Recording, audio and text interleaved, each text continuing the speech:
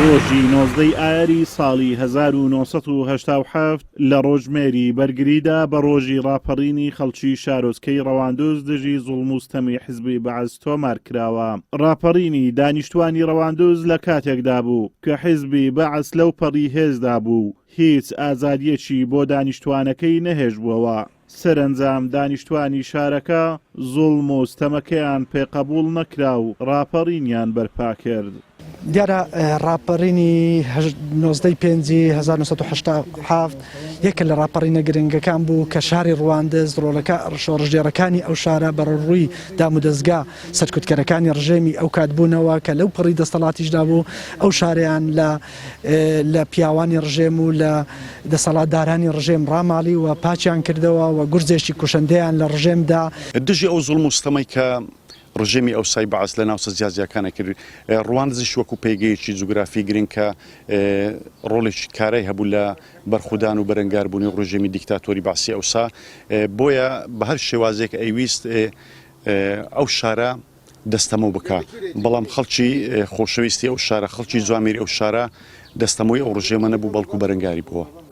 ڕاپەڕین و قوربانیدانی هاوڵاتیان لە پێناو هێنانەدی ئازادی و نەهێشتنی زوڵم و ستەم بوو. بەشداربووانی ڕاپەڕینی قەزای ڕەواندوز دەڵێن ئامانجەکانمان نەهاتنەدی و ڕۆژ دوای ڕۆژ ئازادیەکانمان بەرتەسک دەکرێنەوە.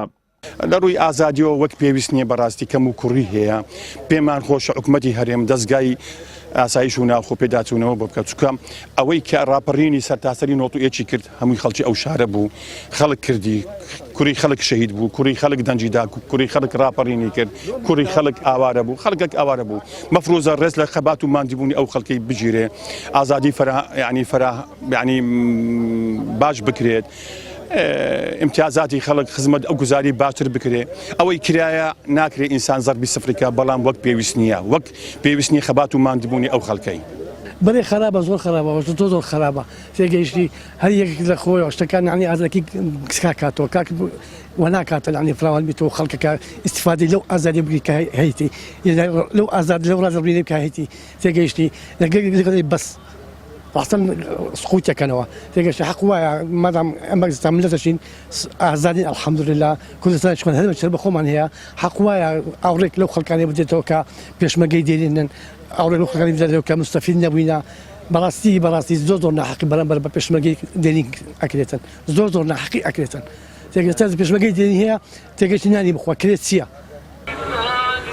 ڕاپەڕینەکەی 19 ئایاری ساڵی 1970 بە خوێنی 6 شەهیدی شارەکە تۆمار کرا کە یەکەم شەهیدیش محەممەد زەینەدین بوو کە هێڕشکردنی بۆ سەر حیزبی بەعەز بە جیهاد و تێکۆشان داناوە و بە دروشمی ئەڵڵاه ئەکبەر و لا ئیلاهە ئیلا الله هێڕشی بۆ سەر بارەگاکانی بەعەز بردووە.